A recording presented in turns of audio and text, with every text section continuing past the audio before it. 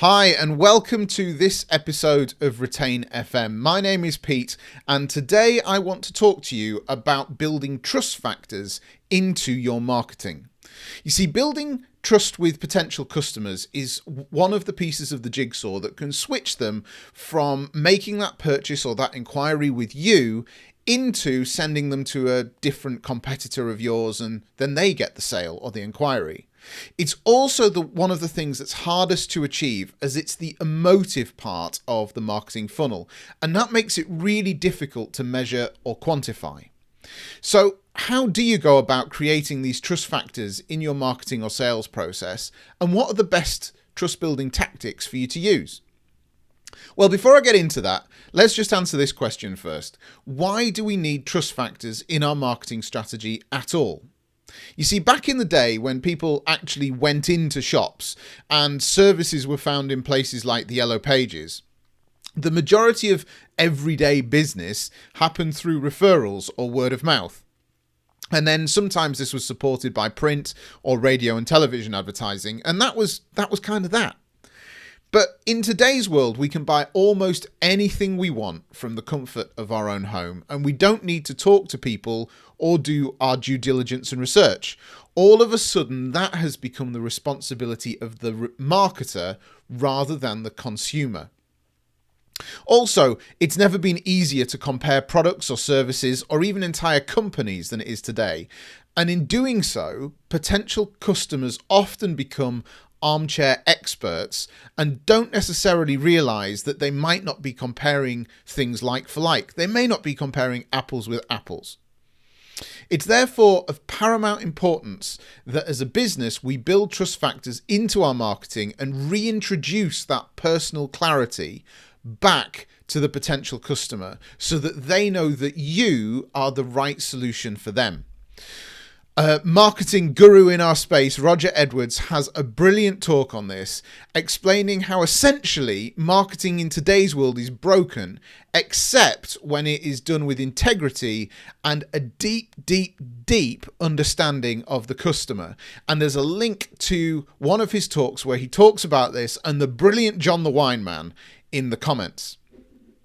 You see, the thing is, there's at least 10 cornerstones to building trust in any relationship, be it personal or commercial or business or online or offline. These factors never change, and that's because they're personal, they're inside us, inside each and every one of us. And they are, very quickly, truth, communication, respect, consistency, openness, honesty, helpfulness, emotions, morals, and common experiences. And really, all of these values are things that you should carry through your marketing anyway, but how do you include them in a marketing funnel or sales process? So, the best trust building tactics, what are they? Firstly, if it sounds too good to be true, it probably is. People are armchair critics, and outlining the scope of your products and services clearly, stating what they do and crucially what they don't do, is a great technique for setting expectations and allowing the customer to make a properly informed decision. Using your experience of others incites that fear of missing out, but also builds confidence that you can deliver.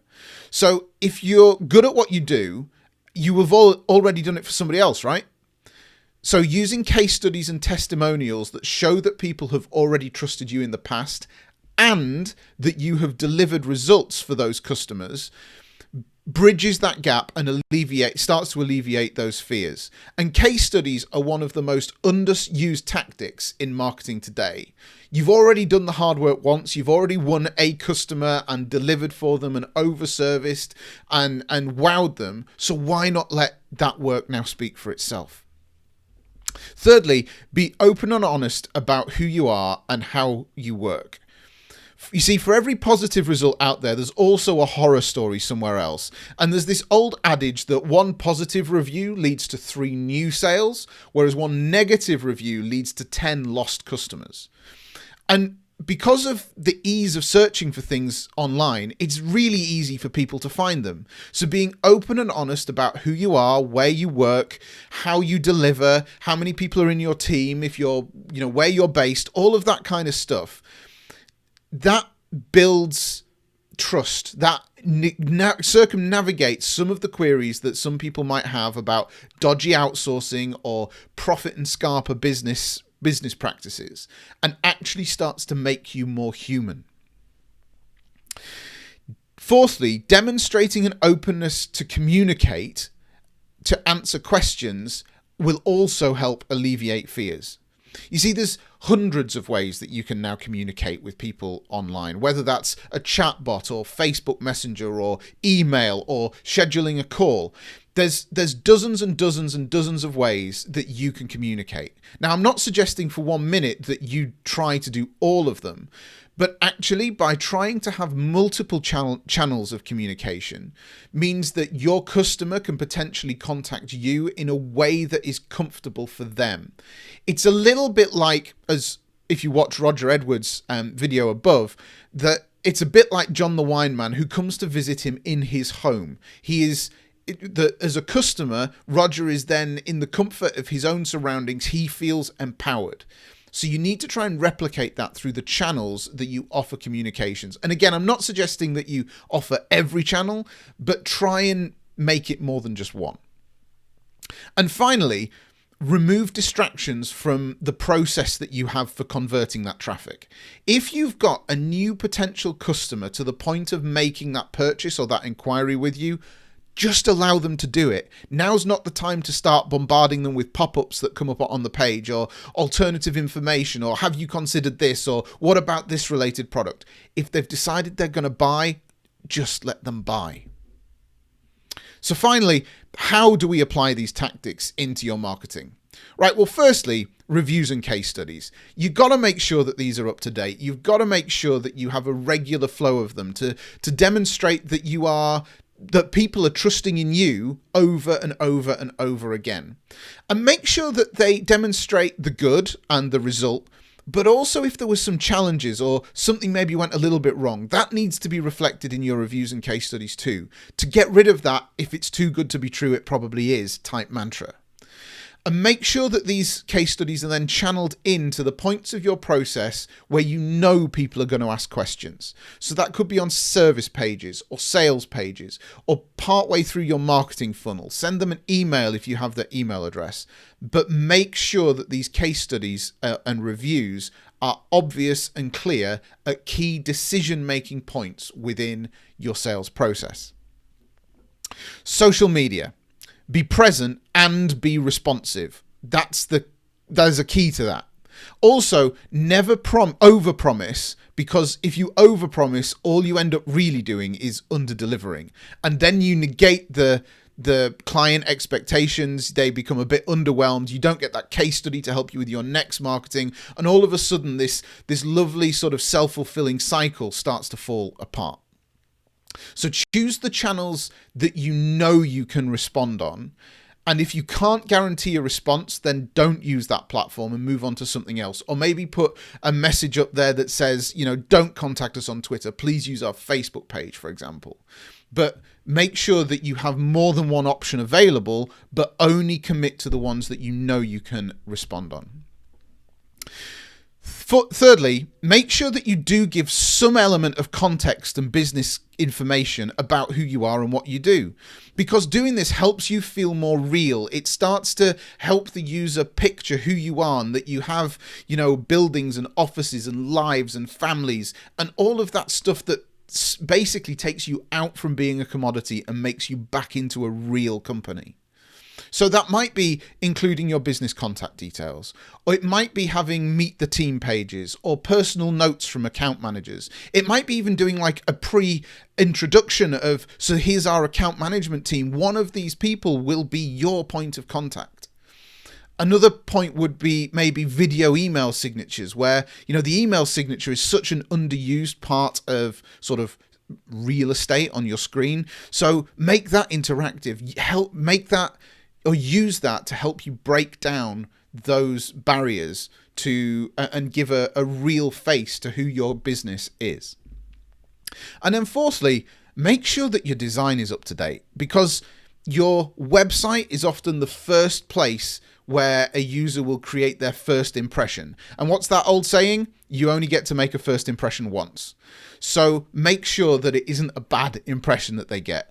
Make sure nothing's broken on your website. Make sure that it's easy on the eye, that the user experience has been considered, that the information flows logically, and that if I want to look for something else, I can navigate from A to B without too much effort. Make sure that the hierarchy of your information's right. Don't go having some sort of random piece of information in a section that's completely unrelated to it. And make sure that navigation works, that if I need to progress from A to B to C, that I can do that. And I've said this before, you mustn't forget that it is your responsibility as the marketer to lead somebody through your sales process. It's not their job to discover how you sell, essentially. So make sure that that's all clearly signposted, and that as people move on to the next phase of your marketing funnel, that it's obvious how to do that. That's also a great thing, because the purpose of your marketing funnel is to make sure that you weed out the people that you're not a good fit for. So you're not trying to get 100% of people from one end of the funnel to the other. What you're trying to do is get the people that are the right fit, and the people that you can help the most from one end of the funnel to the other. And those people that don't fit that model, they need to be able to fall out at certain points. And that's how a funnel actually works. It's not really a funnel so much as a sort of controlled colander, but maybe that's not such a great analogy to use. So just to recap, to apply these tactics to your marketing, make sure that your reviews and case studies are active and up to date and reflect the good, the bad, and maybe a little bit of the ugly about what's been going on. Make sure that your social media is present and responsive, and that if you can't be responsive in a particular way, that you offer alternatives. Make sure that you provide some level of business information. Don't egg yourself up to be a multinational incorporation if you're not, but just give some level of business information to give some context to your business. And finally, make sure that your design and your user experience just works, because there's so many places on the internet out there now where it does just work, and if yours doesn't, then a potential customer will just up and leave. I hope you found this episode really useful. I'd love you to subscribe to our YouTube channel by hitting the link below. And if there's anything else I can help with you in your marketing, please let me know in the comments. And I'd be delighted to know how you include trust building factors in your marketing funnels. Cheers.